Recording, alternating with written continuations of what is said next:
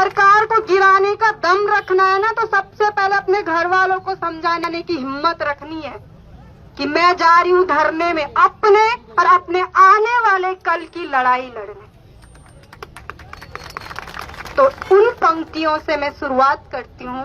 मैंने कहा था ना कि मानसिक स्थिति तो हमारी स्थिर है नहीं कि हम याद कर पाए, ऊपर से भी मंच पे बोलना पड़ता है। थोड़ा सा पहली बार आ रही हूँ तो डगमगाहट होती है। ध्यान से सुनिएगा, क्योंकि मैंने खुद लिखा होता है, इतना अच्छा तो नहीं होता है, फिर भी कोशिश की जाती है अच्छा लिखने की।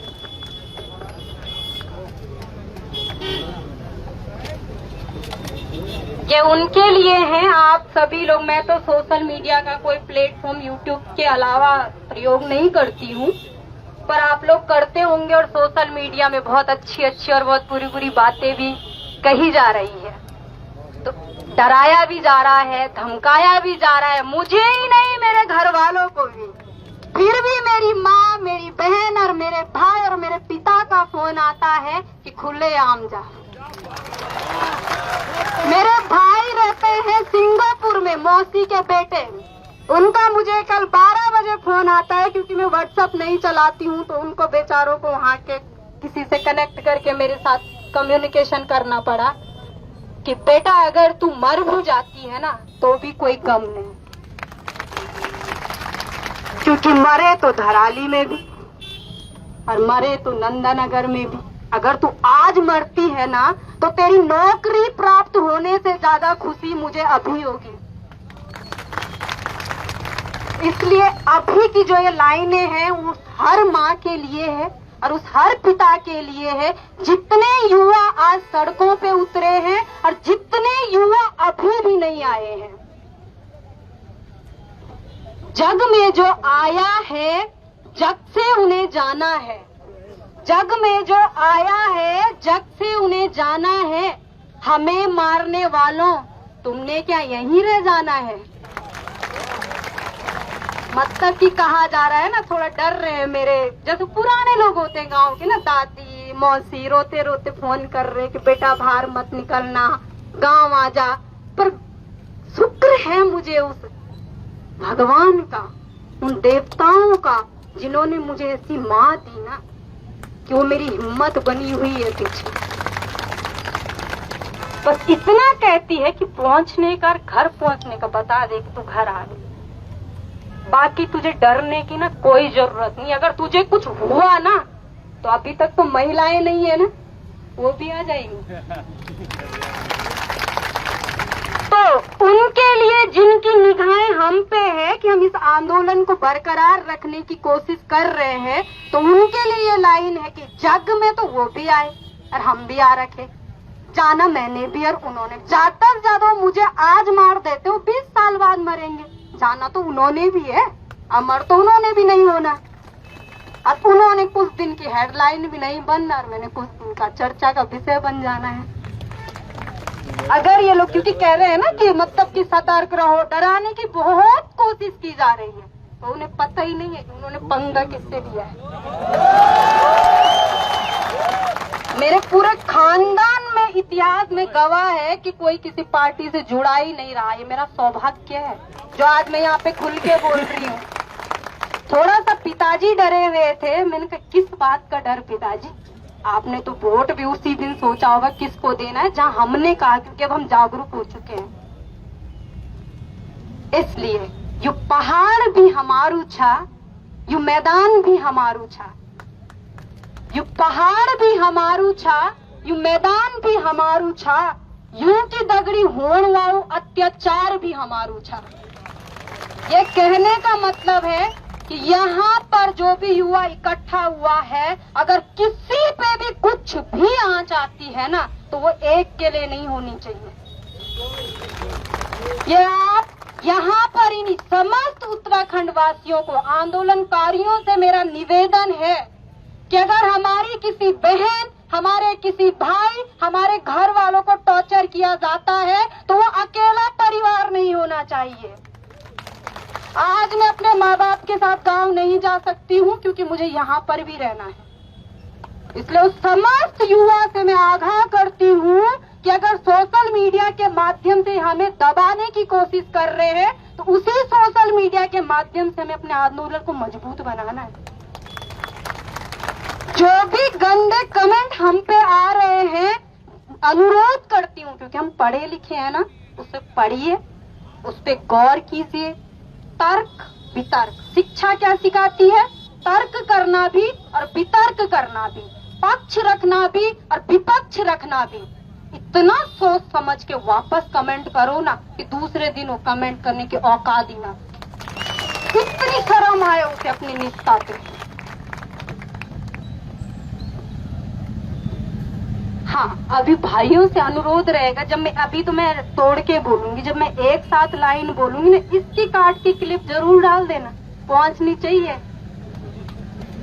बेटी बचाओ बेटी पढ़ाओ नारा है हमारा, बेटी बचाओ बेटी पढ़ाओ नारा है हमारा, और अगर बेटी बच जाए, बेटी पढ़ जाए तो उसे दबाने की ओर लगाना है, जोर लगाना है सारा। फिर से बोलती हूँ, थोड़ा गलती हुई है। बेटी बचाओ बेटी पढ़ाओ नारा है हमारा, और अगर वे बच जाए, अगर वे पढ़ जाए तो उसे दबाने में जोर लगाना है सारा। हद चिल्ला चिल्ला के एक ही मुद्दा होता है कि बेटी बचाओ बेटी पढ़ाओ, और आज अगर बेटी पढ़ रही है और उसकी किसी बात से आपने उसकी क्लिप लेके एक मुद्दा बना दिया। कहाँ पे मैंने भगवे का अपमान किया था? मैं भी एक हिंदू लड़की हूँ, मैंने कल भी कहा हिंदू हूँ, पर सबसे पहले मैं एक भारतीय हूँ, और गर्व है मुझे अपनी भारतीयता पर। मैं नहीं लड़ना पसंद करूंगी कभी हिंदू और मुसलमान पर। इसलिए इस मंच के माध्यम से मैं उन चाटुकारों को कहना चाहती हूँ कि मीडिया वालों के माध्यम से मेरे बयान मत उगलवाइए, अगर हिम्मत है तो सामने आए। मैंने परसों भी कहा था, शिक्षा में शेरनी का दूध है, जो जितना पिएगा उतना दहाड़ेगा। पर मैंने अभी शिक्षा का एक बूंद भी नहीं पिया है, और जिस दिन मैंने वो पूरा पी लिया ना, तो उस दिन तुम्हारे हाल क्या होंगे ना गली गली में, तुम्हें खुद भी पता नहीं है। अभी मैंने शिक्षा को शुरुआत करी है समझने की। जो आज ये मेरा दर्द बाहर निकल रहा ना, कोई सिखा रहा है मुझे। यहाँ पे बेरोजगार संघ का मंच है, स्वाभिमान मोर्चा का मंच है, आप लोगों से मैं किसी के साथ कनेक्शन में हूँ? आप में से कोई मुझे परसों से पहले जानता था? तो फिर ये मेरे पे आरोप क्यों लगा रही? इनकी सिखाई हुई लड़की है। इनकी सिखाई हुई लड़की नहीं है। तुम्हारे दिए गए जितने शोषण हमारे ऊपर किए जाते हैं ना, आज वो बातें बाहर निकल रही है। अगर तुम पेपर लीक ना करवाते तो आज मैं यहाँ ना होती। मजबूर करा तुम लोगों ने बोलने के लिए। और अभी तो आपने परसों से देखा होगा सोशल मीडिया पे लड़कियों का ग्रोथ भाषण का बढ़ चुका है। और अगर इन्होंने और चिंगारी दी ना, तो इन भाजपा वालों की खुद की आ जाएगी औरतें सड़कों पे। मैंने क्या कहा? गर्व है हमें समझाना अपने घर वालों को कि सिर्फ झंडे लगाने से कुछ नहीं होने वाला हमारा। अगर हमें उस समय थोड़ी मदद कर देते हैं, हमेशा नहीं चलता उससे घर। घर चलेगा मेहनत से। हमारे पहाड़ी मैदानी, उत्तराखंड से पहाड़ी राज्य नहीं है ना, नहीं है, मानते होंगे। तो इसलिए हमें मैदान को भी साथ में लेके चलना है। पेपर उधम सिंह नगर के बच्चे ने भी दिया है, और पेपर देहरादून के मैदानी ने भी दिया है, पेपर के नैनीताल के नीचे वाले ने भी दिया, और पेपर पिथौरागढ़ वाले ने भी दिया है। समस्त लोगों को एकत्रित होके चलना है। जहाँ जहाँ पर धरने चल रहे हैं, आप एकाग्रता दिखाइए और इनको बताइए कि तुमने पढ़े हुए युवा के साथ पंगा लिया है। अभी मजाक मत समझिए कि अगर आप हमें डराएंगे धमकाएंगे और हम तुमसे डर जाएंगे। खासकर मैं तो नहीं डरने वाली, बाकी लड़कियों की मैं नहीं जानती और मैं नहीं डरती। मैं अपने हक की लड़ाई के लिए अपने माँ बाप के साथ लड़ बैठती हूँ, तो तुम क्या चीज हो? मेरे गांव की मैं इकलौती लड़की हूँ जिसकी इस उम्र में भी अभी शादी नहीं हुई है। मेरी माँ उदाहरण देती है, सबके बच्चे हो ना, कोई बात नहीं, तेरे 3 बेटे या बेटियों के भी बच्चे हो, नहीं करूंगी, बच्चे क्या करेंगे। अब क्योंकि जब हमारा शोषण ही इस तरीके से हो रहा है तो किसी न किसी को तो निकलना पड़ेगा ना घर से। अगर मैं आज उस बच्चे को पैदा करती हूँ और सरकारी स्कूल में भेजती हूँ, आपको मैं अपनी एक बात साझा करती हूँ। जब मैं पहली बार देहरादून आई थी ना नौकरी करने, आज पलटन में मैंने नहीं करी, पर जिद थी घर से बाहर निकलना है, आने नहीं दिया जा रहा था क्योंकि लड़कियों को देख के थोड़े डरते हैं। और जब मैंने सुना था पुलिस वर्दी पहनने का, मेरा बहुत शौक था, जो कि आज मर चुका है, खासकर पुलिस की वर्दी का, तो मर चुका है अब। तो मैंने कोचिंग जाने के लिए पता करा था यहाँ पे एक जगह, पता नहीं थी कोचिंग कैसी होती, चली गई, पता भी नहीं है, फीस होती है, किताबें होती है। वहां पर उन्होंने हमें 5 क्वेश्चन दिए थे हमारा IQ लेवल चेक करने के। उन्होंने पूछा था झारखंड की राजधानी कहाँ है।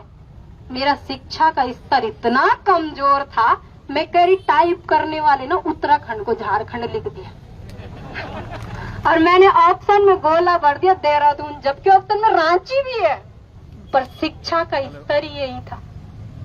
तो क्या गलती मेरी थी? उन टीचरों की थी जो पैसे देके हमारे स्कूल में पढ़ाने आ रखे हैं। क्या पता आज मैं कहाँ होती, क्या पता मेरा क्या भविष्य होता, लेकिन गलती है उन टीचरों की। लेकिन टीचर कैसे आए पैसे देके? गलती तो सिस्टम से हुई है ना। हमें बिठा देते हैं नीचे और खुद सोए रहते हैं। क्यों? क्योंकि उनके खुद के बच्चे, जितने मेरे महीने का खर्चा है ना, उतने उनके बच्चे की सिर्फ ट्यूशन की फीस है। ट्यूशन की, स्कूल की तो छोड़ो, जितने में मुझे पूरा महीना चलाना है, इसलिए वो कुर्सियों में सोए। अगर अभी भी आप में से किसी का, मेरा तो फिलहाल कोई भाई बहन नहीं है सरकारी स्कूल में, बड़े हो चुके हैं, वरना अच्छे से धो डालू बेटों को, पता चले पैसे दे के आ रखा या मेहनत दे के आ रखा। मैं एक टीचर के बारे में, पुराना हो गया है वो थोड़ा सा मैटर, लेकिन उत्तरकाशी में एक आशीष नेगी करके एक बार एक टीचर बहुत चर्चा का विषय बने थे। जब वो वहां से वो हो रहा था, उनका ट्रांसफर हो रहा था, ऐसी रोई क्या जनता उनके लिए? वो बच्चियां ऐसी रोई क्या उनके लिए? रंगवाल, हाँ, आशीष करके, क्योंकि मैं सोशल मीडिया पे कम हूँ तो थोड़ा सा हो जाता है इधर उधर से। तो उन टीचर के लिए माताएं रोई, उन टीचर के लिए वो बच्चियां रोई। क्यों? क्योंकि शायद से वो मेहनत करके उस पद पे पहुंचे। आज यहाँ पे समझ हुआ है, मैंने कल भी कहा, आज भी कह रही, रोज कहती रहूंगी कि पढ़ाई को अपनी मजबूती का माध्यम बनाइए, नौकरी का नहीं। अगर हमारे अंदर काबिलियत है ना तो हम पैसा कहीं भी कमा लेंगे। नौकरी का टैग नहीं लेना सिर्फ कि मैं लग गई नौकरी। अब मैंने परसों भी कहा, रजिस्टर भोगते भोगते रिटायर हो जाना है। इसलिए हर नारी से मैं आज आग्रह करती हूँ कि अगर आप लोगों को लगता है कि अभी इस लड़की को इतना डराया जा रहा है, सोशल मीडिया पे सुनने में आ रहा है कि गंदे गंदे कमेंट आ रहे हैं, मैं नहीं देख रही हूँ उनको क्योंकि मैं हूँ नहीं सोशल मीडिया पे, पर मैं तब भी नहीं डर रही। कर लो जितने, मुझे अच्छे से पता है वो कौन है करने वाले, तो मैं क्यों डरूं उनसे। फिर मैं उनको कहना चाहती हूँ, ये समस्त भारतवासियों के लिए है। आग्रह करती हूँ मैं भारत की समस्त नारियों से, आग्रह करती हूँ मैं भारत की समस्त नारियों से, बाहर निकलो जो जो परेशान है इन अत्याचारियों से। पेपर नकल सिर्फ उत्तराखंड में नहीं हो रही है ना, हर जगह हो रही है। तो आज नारी की जब बात आई तो भारत की नारी है। औरत तब तक सब कुछ सहती है जब तक उसे पता अपने अधिकार नहीं। औरत तब तक सब कुछ सहती है जब तक उसे पता अपने अधिकार नहीं। आवश्यकता से अधिक होने पर वो सहती किसी की धुतकार नहीं। हमें वो नारियां बनना है, ठीक है। क्या वो नारियां बनने के लिए तैयार है यहाँ पे उपस्थित समस्त लड़कियां? अगर आप यहाँ पे खड़ी रहेंगी ना तो शायद से मेरी हिम्मत खुद ब खुद बढ़ जाएगी। मुझे नहीं पता मेरा आने वाला कल अब क्या होगा, नहीं है मुझे पता कि मेरा आने वाला कल अब क्या होगा, कितनी चीजें फेस करनी पड़ेगी। फिर भी मैं तैयार हूँ। इस मंच के माध्यम से सिर्फ आपके लिए ही नहीं, समस्त युवा, समस्त मुद्दों पर आवाज उठाने के लिए हम तैयार हैं। ये आगाज करते हैं हम उन लोगों का। उसमें मैंने क्या कहा, ये आप सभी लोग जानते हैं कि भ्रष्टाचार सिर्फ बड़े नेता से शुरू नहीं होता है। भ्रष्टाचार की शुरुआत चपरासी से होती है। सेटिंग वो बाहर कराता है। इन बड़े बड़े अधिकारी, बड़े बड़े नेताओं के ड्राइवर कराते हैं। क्या इन नेताओं के पास इतना टाइम है क्या हमें खरीदने आएंगे? ये किसी के माध्यम से हमें खरीदवाते हैं, ऐसे नहीं आते। इन्हें भी अपना डर है। आज जो ये हमारा सपोर्ट नहीं कर रहे हैं ना इतने दिन होने के बाद, तो इनको डर है कि जिससे 15 लाख ले रखी ना वो क्या करेगा। जिसके पास 15 लाख देने के लिए है ना, उनके अंदर इन्हें मारने की हिम्मत भी होगी। पर उसने भी तो मोटा पैसा कहीं से कमाया है। जब वो 15 लाख एक क्या है वीडियो, कोई इतनी बड़ी पोस्ट भी तो नहीं है। अगर हम जब पढ़ते इतनी बड़ी भी नहीं है, इतनी पावर नहीं है उनके पास, और उसके लिए तुम 15 लाख दे। सोचने वाली बात है। इसलिए वो डर रहे हैं कि खुल के सामने नहीं आ रहे हैं।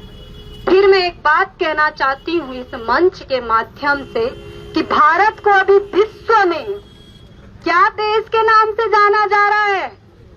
बैठा हुआ है यहाँ युवा। विश्व का ऐसा कौन सा देश है अभी जो सबसे युवा प्रधान है? तो ये बुजुर्ग नहीं होगा क्या कभी? इसने युवा ही रहना है। हर मंच पे भारत युवा प्रधान देश है, और युवाओं को तुमने सड़कों पे मजबूर कर रखाने के लिए। तो उन युवाओं पर मैंने 2 लाइनें लिखी है। अगर इन युवाओं का आज ना किया गया बेहतर, अगर इन युवाओं का आज ना किया गया बेहतर, बुजुर्ग अवस्था में इनके हालात होंगे बदतर। तो फिर बुजुर्ग प्रधान देश जाना जाएगा भारत। तो इसलिए हम लोगों को अपने हक के लिए लड़ना है कि अभी अगर मेरे को नौकरी नहीं मिलती है ना, तो फिर भी हमारे मन में एक मानसिकता बन रखी है प्राइवेट कर लूंगी, और जब उम्र बुढ़ी हो जाएगी तब क्या करोगे? भारत का ना पर्वतीय हिस्सा या अधिकांश से गरीब जो क्षेत्र है, वहाँ पे ना कुछ लोगों की मजबूरी है बुजुर्ग अवस्था में माँ बाप को छोड़ने की, क्योंकि महंगाई इतनी हो गई है। 10-15 हजार में वो खर्चे चलाए, बच्चे को पढ़ाए, बीमारी देखे या माँ बाप को देखे, मजबूरी बन चुकी है। हम कहते हैं ना कि माँ बाप को अकेला छोड़ दिया, तो वो मजबूरी है। इसलिए आज मैं सिर्फ मेरी माँ की बेटी नहीं बोल रही हूँ, मैं समस्त उत्तराखंडी माँ की आवाज बोल रही हूँ, जिस माँ के बच्चे इन सड़कों पर उतरे हुए हैं। निवेदन करती हूँ माँ से मैं कि कृपया करके अपने बच्चों का साथ दीजिए, क्योंकि ये आंदोलन आप देख रहे होंगे कि बढ़ता जा रहा है, दबने नहीं देना है। अभी यहाँ पे दशहरा होगा कुछ दिन बाद, हर कोशिश की जाएगी हमें यहाँ से भगाने की। अगर तुम्हें यहाँ पे दशहरा करना है ना, तो पहले हमारी मांगे मांगो। कह रहे हैं कि 1 महीने तक हमारी जांच चलेगी और तब तक पेपर के कोई आंकड़े हम जारी नहीं करेंगे। मतलब कि हमें क्या दिया जा रहा है? एक लॉलीपॉप। आज कौन पसंद करता है खाना लॉलीपॉप? मैं तो नहीं करती, आप लोग करते हो? वही तो वो लॉलीपॉप दे रहे ताकि हम घर चले जाएं और 1 महीने की जांच को 6 महीने खींच ले, है ना? और तुम पढ़ते रहो। और 2 लाइनें तो खैर मैं घर भूल गई हूँ। वो इस तरीके से था कि जब जब धरना बढ़ता है, नए विज्ञापन निकलना शुरू हो जाता है। पिछली बार भी इन्होंने ऐसी करा था कि जब हम परेड ग्राउंड में भीड़ में थे ना, तो इन्होंने अगले दिन विज्ञापन जारी कर दिया था और 50 से 60% बच्चा ग्राउंड आना बंद हो गया था। लेकिन इस बार मुझे नहीं लगता कि परसों के विज्ञापन से हम लोगों पे कोई असर पड़ा होगा। निवेदन है, पढ़ाई भी कीजिए, हक की लड़ाई भी कीजिए। अपने शेड्यूल को बांटिए कि मैं किस टाइम ग्राउंड में बैठूंगी और किस टाइम में अपनी पढ़ाई करूंगी। मैं ये भी नहीं कहती आप अपनी पढ़ाई छोड़िए। दूसरी बात ये ना, अभी हम लोगों को नीचा दिखाने के लिए शायद से ये हरकत भी करेंगे कि हर बच्चे के मुंह में माइक दे के हमसे कहीं GSGK का क्वेश्चन न पूछ ले।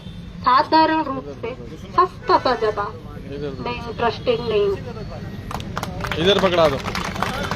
नहीं आता मुझे, पर जरूरी थोड़े ना कभी नहीं आएगा। नहीं आता मुझे आज कि उत्तराखंड की नौकरी के लिए ये सब कुछ पढ़ना पड़ता है, क्योंकि इसके दोषी तो तुम ही हो। आज हम क्या पढ़ते हैं, स्वर कितने होते हैं पढ़ते हैं हम कोचिंगों में। ये स्कूल के बच्चों की नोटबुक बुक चेक करो, कौन सी क्लास में स्वर, तो क्यों नहीं आए हमें ये स्वर हिंदी माध्यम के बच्चों को? क्यों नहीं आए हमें कि हिमालय के कितने प्रकार होते हैं, उत्तराखंड हिमालय की किस दिशा में स्थित है, क्यों नहीं आए हमें? चलो उत्तराखंड तो सब्जेक्ट में नहीं होता था पहले, अब तो इन्होंने थोड़ा महान विभूतियां कर भी दी है, बड़ी मुश्किल से शर्म आई है इन लोगों को, तो तब इन्होंने करा है उस चीज को एक महान विभूति करके इन्होंने एक चैप्टर रखा है। क्यों नहीं आए? सवाल है मेरा इन आज मैं बोलती हूँ इस मंच से, क्योंकि समस्त उत्तराखंड का शिक्षक गण भी इसे देख रहा होगा, तो अपनी शकल पे झांकिए कि पैसे दे के आ रखे या मेहनत करके। तो अनुरोध करती हूँ, अगर उत्तराखंड का भविष्य बेहतर बनाना है तो कल से वो शिक्षक थोड़ा पढ़ाना शुरू कर दे जरा बच्चों को, शर्म ना आए। अब इतने शिक्षा को ग्रहण करो ना कि अपने क्षेत्र का भ्रमण खुद करो। जब गांव जाते हो मीटिंगों में जाओ कि शिक्षक ने क्या पढ़ाया है, किताब में पढ़ाया है या नहीं पढ़ाया है, वो शिक्षक कोई नहीं आ रहा है। इनके पूरे पुराने छिट्टे पर्चे निकलने वाले हैं बाहर इस आंदोलन से, और कौन निकालेंगे? हम। जब हम इनसे पूछेंगे ना स्वर कितने प्रकार के होंगे, तो आ बा निकलेगा इनके मुंह से। हम लोगों की मजबूरी है, दुर्भाग्य है कि हम ग्रेजुएशन के बाद स्वर कोचिंगों में जाके पढ़ रहे हैं। क्या यह हमें स्कूल में नहीं पढ़ाया जा सकता था कि हम पहले स्कूल पढ़े फिर इन स्कूलों की कोचिंगों की फीस दे? तो आज सब बच्चे अपने अपने क्षेत्र को कर लो माइंड में सेट कि कौन कौन टीचर है निगाह में। सोशल मीडिया है आज तो, मैम मैं प्लीज आपका इंटरव्यू लेना चाहती हूँ, स्वर कितने होते हैं, आ बा बा सा सा पता नहीं क्या क्या निकलेगा। हर मुद्दे को जमीनी स्तर से सोचो, उसको ऊंचाई तक पहुंचाओ। मेरे सभी सहपाठी गणों से निवेदन है, मुझे बहुत कोशिश की जा रही है डराने की, पर वो गलती कर रहे हैं, बहुत बड़ी गलती, क्योंकि अभी एक ही निकली है बाहर। अगर सबने बोलना शुरू कर दिया ना तो इनके हो जाने बुरे हाल। इसलिए इस मंच को मैं बहुत बहुत धन्यवाद देना चाहूंगी कि इस मंच के माध्यम से मुझे यहाँ पर अपनी आवाज उठाने का एक माध्यम मिला।